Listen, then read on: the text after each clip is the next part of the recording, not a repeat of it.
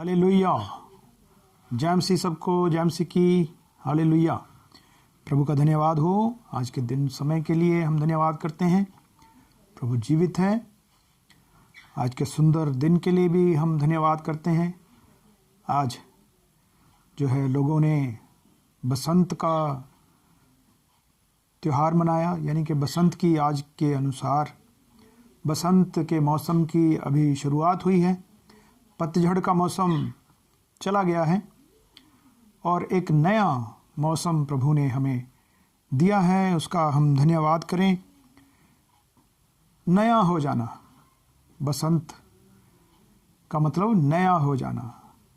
नए हो जाने के बारे में वचन भी हमें बहुत कुछ सिखाता है। जैसा कि हम पढ़ते हैं यहाँ पर प्रकाशित वाक्य उसके 21 अध्याय और उसके 5 वचन में हम पढ़ते हैं, लिखा है, जो सिंहासन पर बैठा था उसने कहा, देख मैं सब कुछ नया कर देता हूँ। जो सिंहासन पर बैठा था, प्रभु यीशु मसीह सिंहासन पर बैठे थे। कहते हैं उसने कहा, मैं सब कुछ नया कर देता हूँ। पुराना समाप्त हो गया, पुरानी बातें चली गई, सब कुछ नया हो गया। ऐसा ही जब हम पढ़ते हैं दूसरा कुरिन्थियों उसके 5 अध्याय के उसके 17 वचन में, तो भी कुछ ऐसा ही कुछ लिखा है कि जो कोई मसीह में है वो नई सृष्टि है। जब हम पढ़ते हैं दूसरा कुरिन्थियों और उसका 5 अध्याय और उसके 17 वचन में कुछ ऐसा लिखा है, इसलिए यदि कोई मसीह में है तो वह नई सृष्टि है। नई सृष्टि बन जाते हैं। जो प्रभु में हैं, जो यीशु मसीह में हैं, वो नए हो जाते हैं। वो नई सृष्टि है। और यहाँ पर लिखा है, पुरानी बातें बीत गई हैं, पुरानी बातें चली गई हैं, देखो सब बातें नई हो गई हैं। पुराना जो कुछ था सब चला गया, सब बीत गया है। अभी हम नए हो गए हैं। जैसे एक नया बच्चा पैदा होता है, उसका पास्ट क्या होता है? कुछ भी नहीं, वो नया है। उसको अगर हम कहें कि तूने पिछले साल गुनाह किए थे, तो पिछले साल तो वो था ही नहीं। ऐसे ही सब बातें नई हो गई, हम मसीह में आ गए, पुरानी बातें खत्म हो गई। प्रभु यीशु मसीह ने अपने लहू से उसको साफ कर दिया, पेंट कर दिया। अगर हम जैसे दीवारों के ऊपर पेंट कर देते हैं तो वो नई हो जाती हैं। प्रभु यीशु मसीह ने अपने लहू से हमारे पुराने जीवन को साफ कर दिया, अपने लहू से धो करके साफ कर दिया। अभी हम मसीह में हैं तो क्या बन गए? नई सृष्टि बन गए, नए हो गए हैं। हम मसीह में नए हो गए हैं। नई मौसम का शुरुआत हुआ है और हम भी नए हो जाते हैं। नए होने के बारे में हम कुछ और देखें। बसंत ऋतु में क्या होता है? पतझड़ चली जाती है, वृक्षों के नए पत्ते आ जाते हैं, फसलें जो है पकनी शुरू हो जाती हैं, लोग जो हैं खुशियां मनाते हैं। और जो धर्मी है उसके बारे में हम देखें, जब हम भजन संहिता उसका 1 अध्याय और उसके 3 वचन में हम जब पढ़ते हैं तो यहाँ लिखा है, वह उस वृक्ष के समान है जो बहती नालियों के किनारे लगाया गया है और अपनी ऋतु में फलता है और जिसके पत्ते कभी मुरझाते नहीं। इसलिए जो कुछ वह पुरुष करे वह सफल होता है। वह उस वृक्ष के समान है। वह मनुष्य है जो धर्मी है, दुष्टों की युक्ति पर नहीं चलता, पापियों के मार्ग में खड़ा नहीं होता, यहोवा की व्यवस्था पर रात दिन ध्यान लगाता है। वह किसके समान है? वह उस वृक्ष के समान है जो बहती नालियों के किनारे, बहती नदियों के किनारे लगाया गया है। अपनी ऋतु में, बसंत ऋतु में जब मौसम आता है तो वो फलता है, फूलता है। पानी तो है लेकिन ऋतु नहीं है तो वो फलेगा, फूलेगा नहीं। इसी तरह हम जो हैं प्रभु में रहें और साथ ही प्रभु के लोगों की जब हम संगति करें तो हम बढ़ते हैं। प्रभु में रह, कोई ऐसा कह नहीं सकता कि मैं प्रभु में हूँ और प्रभु के लोगों के साथ मेल मिलाप ना रखे तो वो व्यक्ति क्या है? वो धोखेबाज है, वो झूठा है। अगर प्रभु में है तो प्रभु के लोगों के साथ संगति भी रखनी जरूरी है, तभी हम बढ़ेंगे, तभी हम उस वृक्ष के समान होंगे जो बहती नदियों के किनारे, बहती नालियों के किनारे लगाया गया है, ऋतु में फलता है और उसके पत्ते फिर कभी भी मुरझाते नहीं। और जो कुछ वह पुरुष करे, कौन पुरुष? जो परमेश्वर की संगति में रहता है, जो प्रभु की संगति में रहता है और प्रभु के लोगों की संगति में रहता है, वो फिर जो कुछ भी करता है परमेश्वर उसको कामयाब करता है। नए पत्ते आ जाते हैं उसको, नए नए काम शुरू वो करे अगर वो सफल होता है। जब हम एक और वचन पढ़ते हैं व्यवस्था विवरण 11 अध्याय और उसके 14 वचन में, व्यवस्था विवरण 11 अध्याय और उसके 14 वचन में कुछ ऐसा हम पढ़ते हैं। तो मैं तुम्हारे देश में बरसात के आदि और अंत दोनों समयों की वर्षा को अपने अपने समय पर बरसाऊंगा। तो मैं, कब? जो हम 13 वचन से पढ़ते हैं तो हमें पूरी तरह समझ में आता है। और यदि तुम मेरी आज्ञाओं को जो आज मैं तुम्हें सुनाता हूँ, कब होगी बारिश? कब मिलेगी आशीष? परमेश्वर का वचन कहता है यदि तुम मेरी आज्ञाओं को जो मैं आज तुम्हें सुनाता हूँ, ध्यान से सुनकर अपने संपूर्ण मन, सारे प्राण के साथ, अपने संपूर्ण मन से, सारे प्राण के साथ अपने परमेश्वर यहोवा से प्रेम रखो और उसकी सेवा करते रहो।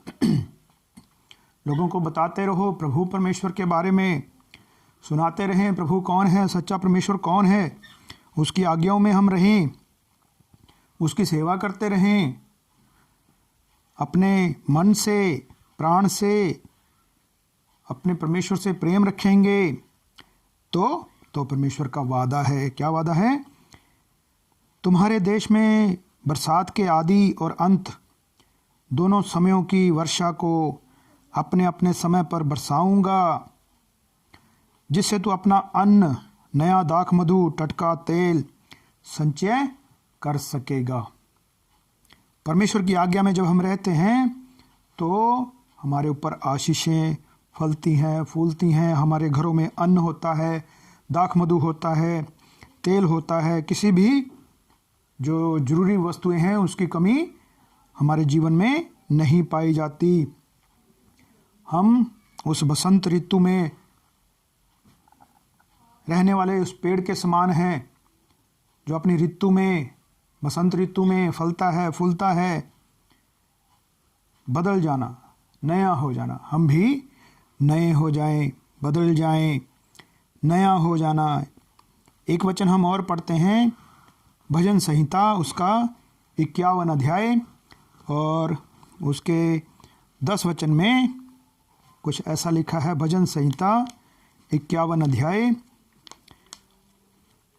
और उसके 10 वचन में हम पढ़ें अगर 51 साम 51 10 में, हे परमेश्वर मेरे अंदर शुद्ध मन उत्पन्न कर, मेरे भीतर स्थिर आत्मा नए सिरे से उत्पन्न कर। अगर हमारी आत्मा कमज़ोर हो गई है तो परमेश्वर से मांगे कि मेरे अंदर शुद्ध मन उत्पन्न कर, मेरे भीतर स्थिर आत्मा नए सिरे से। कई बार मसीह में चलते चलते हम जो है थक जाते हैं, संसारिक जीवन में हम पड़ जाते हैं, मसीह से दूर हो जाते हैं। तो यहाँ पर दाऊद का भजन हमें सिखाता है। यहाँ पर एक प्रार्थना है दाऊद के द्वारा की गई। दाऊद भी परमेश्वर से दूर हो गया था, पाप में गिर गया था, तो वो प्रार्थना करता है। क्या है? नए सिरे से उत्पन्न कर। क्या? आत्मा। आत्मा के चलाए जो चलते हैं वही परमेश्वर के पुत्र पुत्रियां कहलाते हैं, वही कहलाते हैं। हम परमेश्वर से आत्मा मांगे, नए सिरे से आत्मा मांगे। अगर हम विश्वास में कमज़ोर हो गए हैं तो आज ही बदलने का दिन है, शुरुआत का दिन है। मौसम बदल गया है तो हम भी बदलें। पतझड़ चली गई है, बसंत ऋतु आ गई है। आने वाले समय में फसल को काटने का समय आएगा, फसल पक जाएगी और लोग अपने अपने घरों में संचय करेंगे। आने वाले टाइम में क्या होगा? गेहूं का सीजन आएगा, लोग गेहूं काटेंगे और लोग जो है अपने घरों में भी बहुत सा अनाज जो है खरीद के रख लेते हैं। तो हम भी ऐसे ही इस प्रार्थना के अनुसार हम भी नए हो जाएं। जब मत्ती रचित सुसमाचार उसका 6 अध्याय उसके 28-29 वचन को जब हम पढ़ते हैं, मत्ती का 6 अध्याय और उसके 6 अध्याय और उसके 29 वचन में हम पढ़ते हैं तो लिखा है, और वस्त्र के लिए क्यों चिंता करते हो? जब हम उसकी आज्ञा में रहेंगे तो हम वस्त्र के लिए क्यों चिंता करें? जंगली शोषणों पर ध्यान करो कि वे कैसे बढ़ते हैं। वे न तो परिश्रम करते न काटते हैं। जंगली फूलों की तरफ हमें ध्यान देना है। जंगल में फूल उगते हैं, परमेश्वर उन्हें बढ़ाता है, परमेश्वर उन्हें संभालता है। ना परिश्रम करते हैं, ना काटते हैं, अपने लिए कपड़े बनाते हैं। तो भी मैं तुमसे कहता हूँ कि सुलेमान भी अपने सारे वैभव में उनमें से किसी के समान वस्त्र पहने हुए ना था। क्या? सुलेमान राजा, इज़राइल का राजा, जैसे आज के समय में हम कहें अमेरिका का राष्ट्रपति, बहुत पावर है उसके पास। पुराने समय में जो इज़राइल का राजा होता था उसके पास बहुत ताकत होती थी। इज़राइल का राजा पूरे संसार का राजा माना जाता था। और वो राजा अपने सारे वैभव में, अपनी पूरी चढ़ाई में ऐसे वस्त्र उसने कभी नहीं पहने जो परमेश्वर फूलों को पहना देता है। फूलों को पहना देता है। हमारा परमेश्वर हमारी प्रार्थना को क्यों ना सुनेगा? वो हमारी ज़रूरतों को क्यों ना पूरा करेगा? करना क्या है? परमेश्वर की आज्ञा में रहना है, उसके अधीन हमें रहना है। पहला पत्रस 5 अध्याय जब हम 7 वचन में हम पढ़ते हैं, पहला पत्रस 5 अध्याय और उसके 7 वचन में जब हम पढ़ें तो यहाँ पर कुछ ऐसा लिखा है, अपनी सारी चिंता उस पर डाल दो। सारी चिंता क्योंकि उसको तुम्हारा ध्यान है। उसको, उस परमेश्वर को हमारा ध्यान है, हमारा, आपका, हम सबका उस परमेश्वर को ध्यान है। हम जो हैं अपनी चिंता उस पर डाल दें। सारी चिंता, आधी नहीं कि आधा परमेश्वर तू कर आधा मैं करूँगा, ऐसा नहीं। अपनी सारी चिंता उस परमेश्वर पर हम डाल दें क्योंकि वो हमारा ध्यान करता है। Hallelujah, hallelujah. हम परमेश्वर के लोग हैं, हम प्रभु में बड़े हैं, उसके वचन के अनुसार हम चलें, उसकी आज्ञा में रहें, तब हम क्या हैं? उस वृक्ष के समान है जो बहती नालियों के किनारे लगाया गया है, जो ऋतु आने पर फलता है, फूलता है, उसके पत्ते कभी मुरझाते नहीं है। वैसे ही वो पुरुष होगा जो यहोवा की आज्ञाओं में रहता है, परमेश्वर की आज्ञाओं में जो रहता है। और हम जो हैं चुने हुए लोग, प्रभु के छुड़ाए हुए लोग, मसीह में हम नए हो गए। हालेलुया। अगर आपके जीवन में कोई किसी वजह से आप पीछे हट गए हैं, तो आज फिर से हम प्रार्थना करें कि हे प्रभु, हे परमेश्वर, मेरे अंदर आत्मा नए सिरे से पैदा कर। हालेलुया। परमेश्वर के लोगों के साथ रहें, प्रभु के साथ रहें, ताकि हम कभी मुरझाएं ना। हालेलुया। आइए हम छोटी प्रार्थना करें। सर्वशक्तिमान प्रभु यीशु, तेरी महिमा जय जयकार करते हैं, तेरे ही नाम को ऊंचा करते हैं। आज के दिन समय के लिए, इस सुंदर मौसम के लिए, जो आज प्रभु जी अच्छी धूप आपने दी, गर्म मौसम दिया, उसके लिए धन्यवाद करते हैं। जी परमेश्वर जी, इस जैसे मौसम बदला प्रभु जी, ऐसे ही हम भी बदल जाएं, नए हो जाएं, नई सृष्टि बन जाएं। प्रभु यीशु मसीह आप में बढ़ते जाएं, आपकी सेवा करें, आपके नाम को ऊंचा करें। प्रभु जी, जो भाई बहन निराश हैं, उनको प्रभु जी उम्मीद दे, आशा दे, ताकि वो भी प्रभु जी आप में बढ़ते जाएं, आपकी महिमा करें। प्रभु जी, जो बीमार हैं, पिछले दिनों में जिनको ठंड लगी, प्रभु यीशु मसीह उनको भी चंगा करना, बच्चों को छूना, बीमारों को छूना। मेरे परमेश्वर जी, तेरा ही नाम ऊंचा हो, तेरी महिमा हो। धन्यवाद, आदर महिमा आप ही के नाम को देते हैं।